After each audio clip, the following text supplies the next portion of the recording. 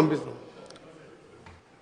గౌరవ గంగుల కమలాకర్ గారు. అధ్యక్ష, 2016-17లో అప్పుడు కేసీఆర్ గారి ప్రభుత్వం ప్రపంచ స్థాయి పర్యాటకులను తెలంగాణ రాష్ట్రం వైపు ఆకర్షించి చేయాలని చెప్పేసి అప్పుడు ప్రభుత్వం ఒక 2 గొప్ప ప్రాజెక్టులు ఇచ్చుకున్న అధ్యక్ష. ఒకటి మూసీ రివర్ ఫ్రంట్, ఒకటి మానే రివర్ ఫ్రంట్. ఈ 2 ప్రాజెక్టు టేకప్ ఇచ్చిన అధ్యక్ష. దాంట్లో భాగంగా సౌత్ ఇండియాలో ప్రప్రథంగా ఒక కేబుల్ బ్రిడ్జ్ ఆల్రెడీ ఈ మానే రివర్ ఫ్రంట్లో భాగంగా స్టార్ట్ చేసిన అధ్యక్ష.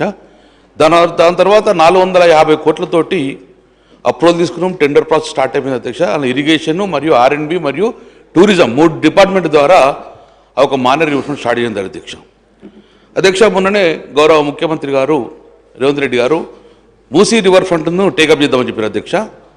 నేను ఇక్కడ ఫైనాన్స్ మినిస్టర్ గారు ఉన్నారు, వారిని కూడా రిక్వెస్ట్ చేస్తాను అధ్యక్ష. ఎలాగైతే మూసీ రివర్ ఫ్రంట్ మీరు కొత్తగా స్టార్ట్ చేస్తారో already existing project almost 70% works complete అయిపోయినాయి.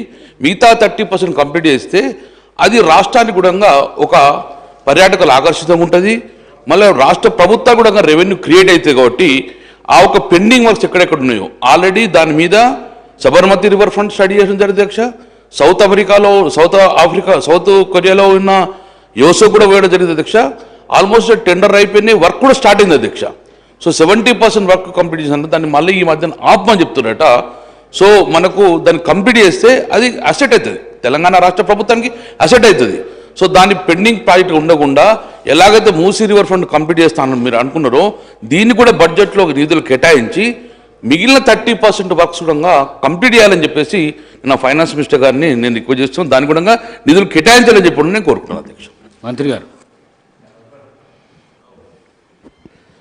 సార్, గౌరవ సభ్యులు కోరినట్టుగా మానే రివర్ ఫ్రంట్ అనేది మా పూర్వ కరీంనగర్ జిల్లాకు సంబంధించి మంచి అదొక దాని కార్యక్రమం. కానీ అందుకు సంబంధించి కొంత సమాచారము అక్కడ జరుగుతున్న పరిణామాల లోపల కొంచెం విచారణ జరపమని గౌరవ ముఖ్యమంత్రి గారి దృష్టికి అక్కడ స్థానికత్వం తీసుకొచ్చారు. కాబట్టి దానికి సంబంధం జరుగుతుంది. అది ఏం తప్పు జరగలేదు అనుకుంటే దాని తర్వాత కార్యక్రమంలో అభివృద్ధికి ఎవరు మేమే సొంతం మాదే ఎజెండా అనుకునేది ఏం లేదు. తప్పకుండా దాన్ని మరింత రెట్టింపుగా కరీంనగర్ బిడ్డగా ఇంకా మరింతగా ప్రజలకు సౌకర్యంగా తీసుకొస్తాం. మేము కూడా సబర్మతి వేయించడం దానికి తెలుసు, ప్రాజెక్టు వివరాలన్నీ కూడా ఐడియా ఉంది. కాబట్టి అందులో జరిగిన కొన్ని ఫిర్యాదుల మేరకు దాని మీద ఒక విచారణ జరిగే కార్యక్రమం జరుగుతుంది. కాబట్టి తప్పకుండా